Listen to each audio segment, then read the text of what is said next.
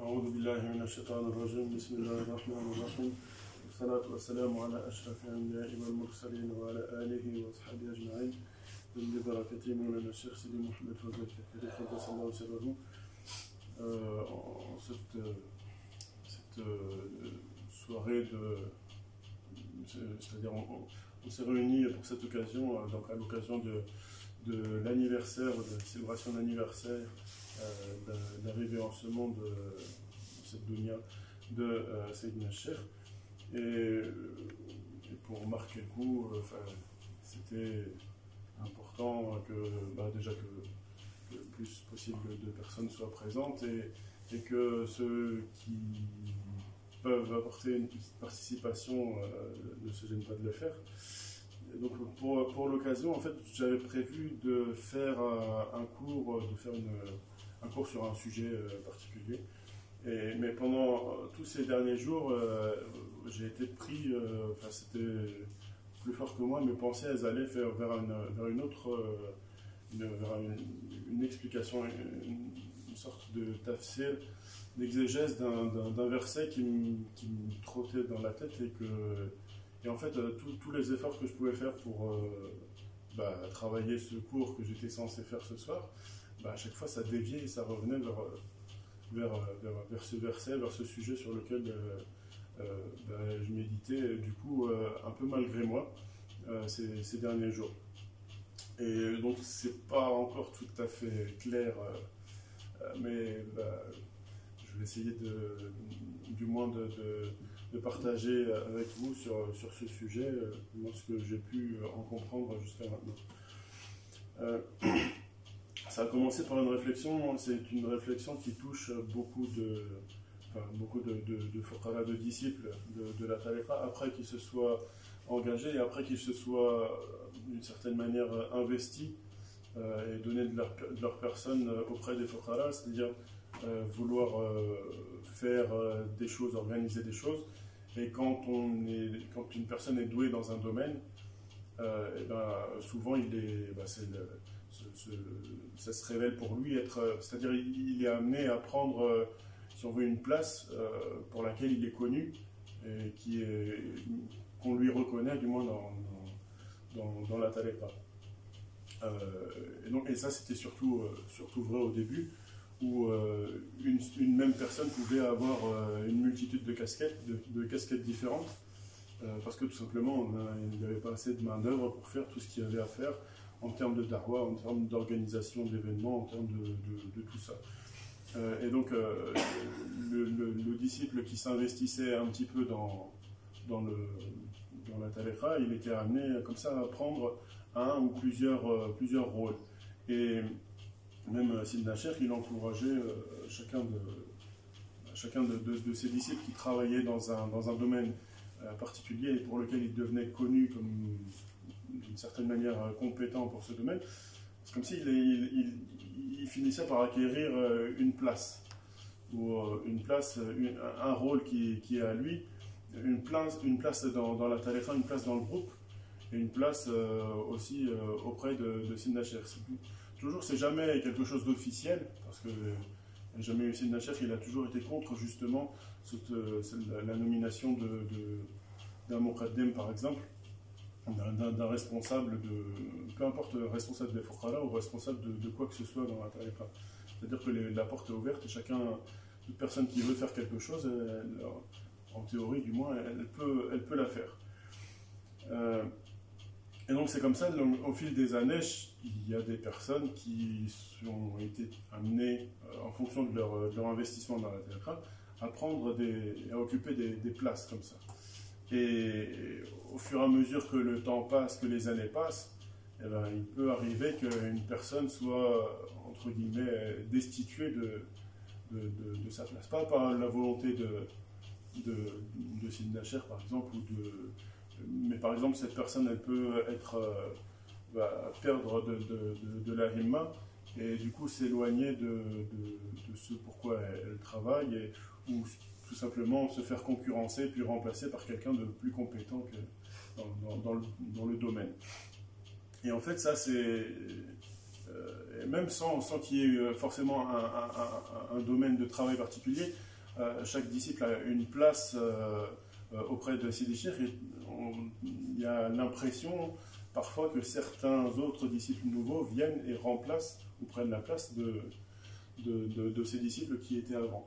Et c'est comme ça que plus le temps passe et plus les disciples affluent, et plus on a l'impression du coup se trouver moins proche du cheikh, parce que forcément il y a trop de monde, et ce monde il prend la place que toi tu occupais avant. Et c'est comme ça. Et donc avec plusieurs disciples, en discutant de cela, c'est-à-dire on est arrivé à ce constat qu'il y avait un changement, ou peut-être que tu pouvais être remplacé, ou que le disciple pouvait être remplacé s'il n'était pas à la hauteur, ou qu'il pouvait être mis de côté, et voilà. Et par rapport à ça, justement, on était tombé sur un verset qui est vraiment explicite, dans Surat al-Baqarah, et Allah Ta'ala dit Bismillah ar-Rahman ar-Rahim, Ma nansakh min ayatin aw nunsiha na'ti bi khayrin minha aw mithliha. Donc, lorsque c'est Allah Ta'ala qui parle, lorsque nous abrogeons un verset, une ayah, ou que nous la faisons oublier, nous rapportons à la place un verset meilleur, ou identique, ou semblable. Et en fait, ici, tu vois que pour faire simple, ça c'est quelque chose qu'on comprend avec le cheminement, c'est-à-dire l'exemple parfait, l'Insan Kamil ou le Sina al-Mustafa alayhi salatu wassalam, il a été décrit par Ummuna Aisha comme étant un Coran qui marche. Donc l'exemple suprême, c'est d'être un Coran qui marche. Et c'est l'exemple du prophète alayhi salatu wassalam. Et nous, en tant que musulmans, forcément, on suit le prophète alayhi salatu wassalam, on suit son exemple. Et si on n'est pas en mesure, si on n'est pas capable évidemment de devenir nous-mêmes un Coran qui marche, au moins on doit faire en sorte, on doit essayer, on doit tendre vers le fait de devenir au moins un verset, au moins une ayah qui marche. C'est-à-dire la personnification d'une ayah, étant donné que la personnification du Coran en entier, c'est tout simplement l'exemple prophétique, alayhi salatu wassalam. Et donc ici, dans ce verset, c'est comme ça qu'on peut le comprendre. Nous n'abrogeons un verset, une ayah, c'est-à-dire où nous le faisons oublier que pour le remplacer par quelque chose de meilleur ou de semblable. Et ici, donc avec les disciples avec lesquels on parlait de cette peur, cette frayeur d'être un jour remplacé ou d'être effacé, et en fait on le retrouvait dans ce verset de manière complètement explicite. C'est-à-dire que Allah, s'il veut, toi tu n'es entre guillemets qu'une ayat parmi la multitude de ayats du Coran, et Allah, s'il le veut, il peut t'abroger et te remplacer par quelque chose de meilleur. Et alors en fait, à première lecture, lorsqu'on lit ce verset, on voit nous n'abrogeons ou ma nansakh min ayatin aw nunsiha na'ti bi khayrin minha aw mithliha. Et donc en fait, ici c'est quelque chose qui je pense, de ce que j'ai compris, c'est quelque chose qu'il faut bien analyser, c'est-à-dire qu'il y a deux parties. En fait, à première lecture, on aurait tendance à penser que le verset peut être abrogé ou oublié, et que finalement c'est l'un ou l'autre, et que l'un et l'autre se valent. Le fait d'être abrogé, le fait d'être effacé, ça revient au même que le fait d'être oublié. Et donc du coup, que celui qui a été abrogé, il peut être remplacé par un verset meilleur, ou il peut être remplacé par quelque chose de semblable, alors que non. Ici, il y a la séparation entre les deux, elle est établie par le mot « aou », qui est traduit par « ou ». C'est-à-dire, verset abrogé ou oublié, est remplacé par quelque chose de meilleur ou semblable. Alors que non, il n'y a pas de croisement entre les deux.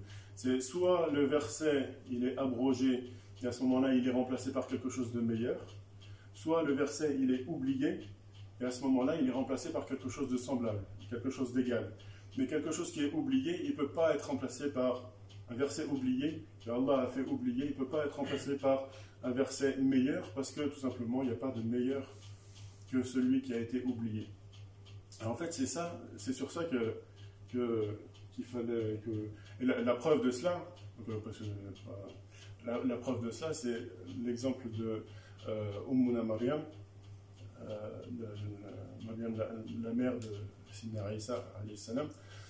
Lorsqu'elle a enfanté, elle a dit Ya laytani mittu qabla hadha aw kuntu nasiyan mansiya.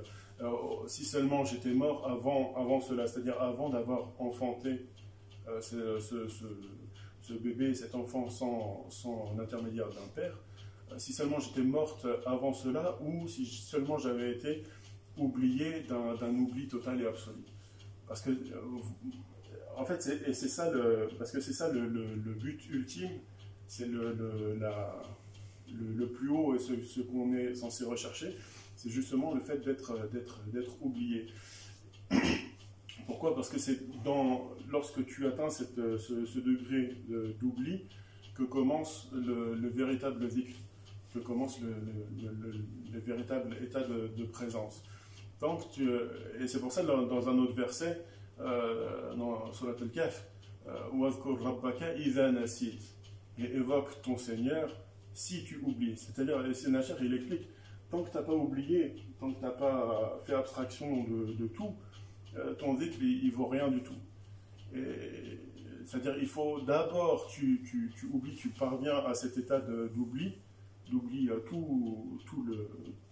le monde qui t'entoure. C'est pour ça qu'on est censé faire le dhikr pendant le meilleur moment pour pratiquer le dhikr, c'est le milieu de la nuit, lorsque on a le cœur il est le moins préoccupé par les choses de dunya. Et donc c'est d'abord tu oublies, wafkur rabbaka idha nasit, évoque ton Seigneur lorsque tu oublies, parce que lorsque tu n'oublies pas, ton dhikr il ne vaut rien, et tu ne peux pas avoir d'état de méditation véritable, l'état que l'on recherche.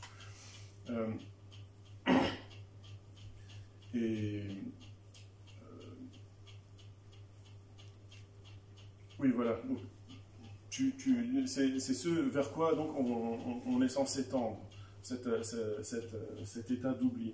Et cet état d'oubli, c'est ça le véritable cadeau. Au-delà, c'est-à-dire avant d'atteindre la vision de la lumière, le summum, vraiment le Graal, si on peut dire, c'est justement atteindre cette lumière.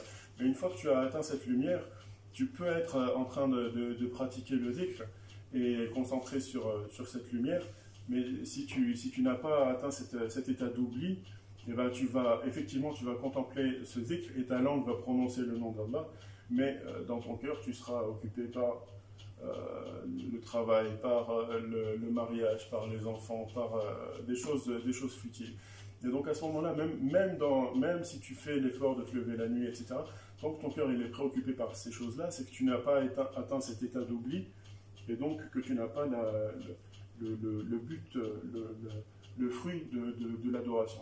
Et ça c'est une parole sur laquelle j'étais tombé une parole de Sayyidina Ali, qui dit non, c'était pas de Sayyidina Ali, mais bref, c'est l'adoration de 100 ans d'adoration valent moins qu'une heure d'état de méditation. Et la méditation ici, c'est justement une méditation en état de présence. C'est une méditation qui est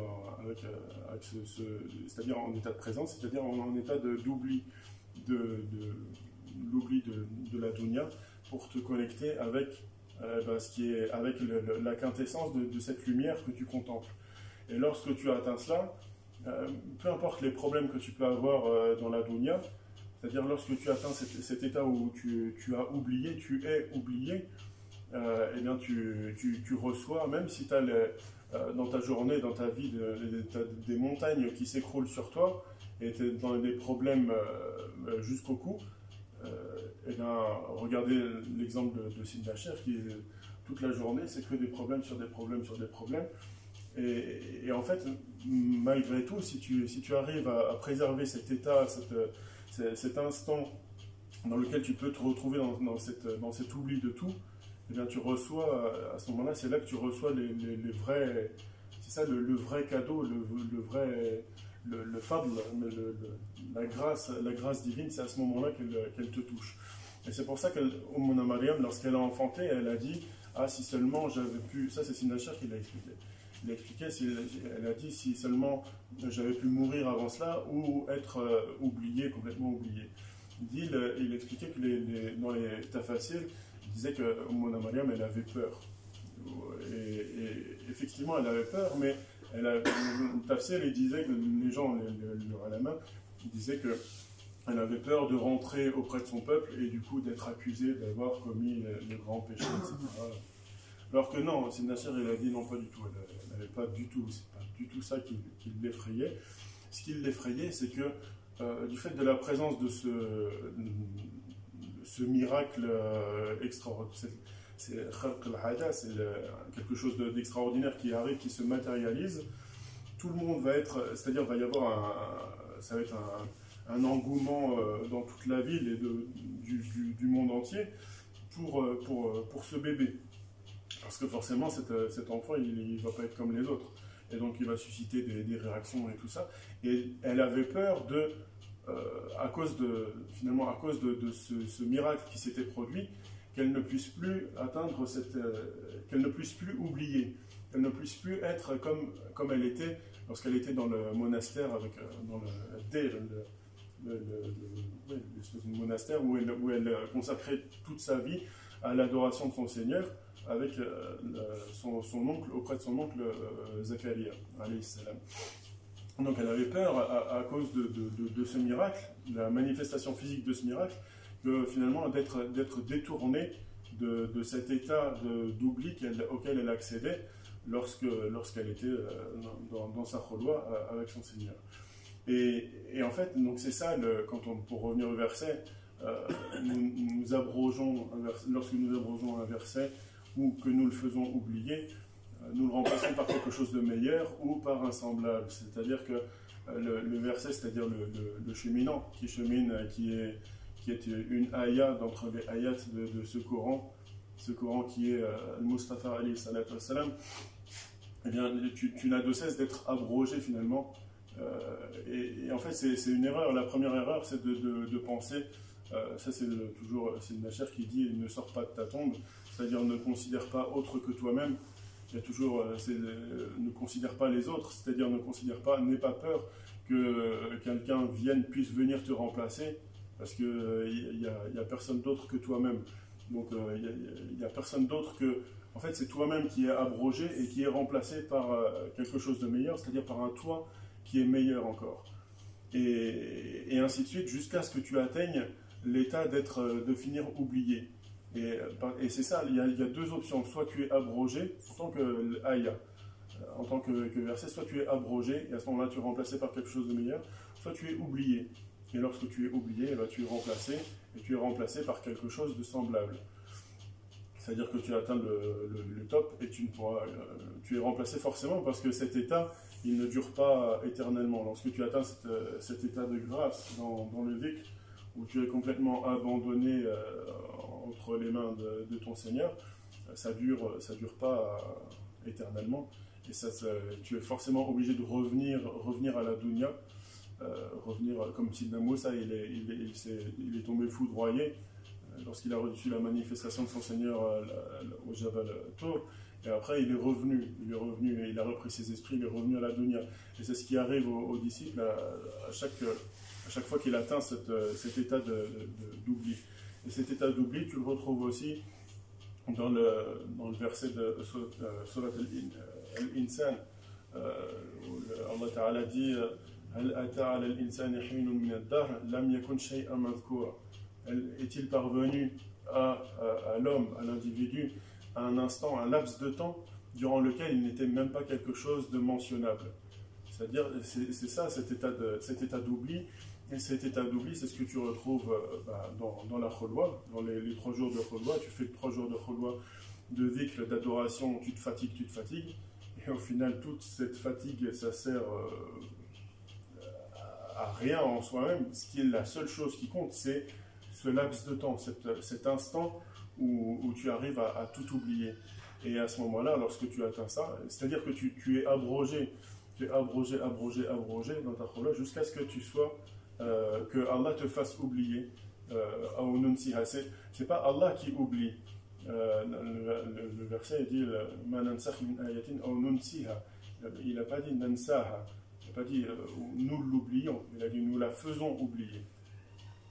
Et donc lorsque tu es fait oublier comme ça, c'est là que tu atteins cet état de grâce et que tu es en mesure de capter les flux spirituels, que ce soit des réflexions ou des compréhensions sur des hadiths ou sur des versets du Coran ou des paroles des awliya, etc. Et c'est ça le but qu'on recherche. Et donc du coup, à ce moment-là, il n'y a plus cette peur d'être finalement remplacé par un autre, puisqu'il n'y a pas l'autre, à aucun moment il rentre en compte, il n'y a que toi-même par rapport à toi-même. Et au contraire, le fait justement d'être ça c'est le plus grand, je pense, un des plus grands tests, une des plus grandes mises à l'épreuve que le cheikh peut faire à son disciple, c'est de lui faire croire que justement, le conforter dans cette idée qu'il a d'avoir une place. C'est-à-dire que par exemple, et ça c'est Nasser, il l'a dit dans un cours il n'y a pas longtemps, que par exemple quand il va voir un disciple et qu'il lui dit un tel fait ceci parce que vraiment il n'y a que toi qui sais faire ça, vraiment les autres fuqara, ils savent pas, donc vas-y fais-le et masha'Allah. Et en fait, et il l'a dit, c'est Nasser, quand il dit quelque chose comme ça à un disciple, il fait gonfler, il souffle dans la nafs pour faire ressortir le pharaon qu'il y a dans ce disciple.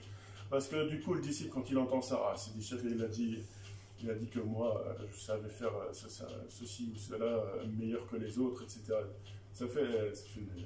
C'est que du gonflage de nafs, forcément. Et du coup, c'est pour te tester, pour voir si tu as atteint ou non cet état d'oubli, ou si tu as encore besoin d'être abrogé jusqu'à l'atteindre.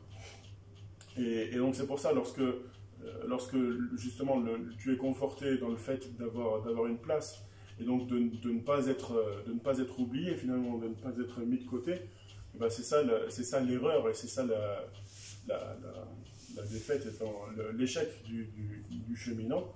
Et bien au contraire, ce qu'il doit rechercher, c'est justement à être oublié, à ne surtout jamais croire que la tariqa a besoin de lui pour quoi que ce soit, ou que le cheikh a besoin de lui pour quoi que ce soit, parce que la tariqa, c'est Allah c'est la voie d'Allah. C'est le cheikh, il le dit lui-même, c'est la voie d'Allah, c'est pas la voie de qui que ce soit, et c'est Allah qui fait les choses telles qu'il veut, et il n'a besoin de personne pour faire les choses telles qu'elles doivent être faites.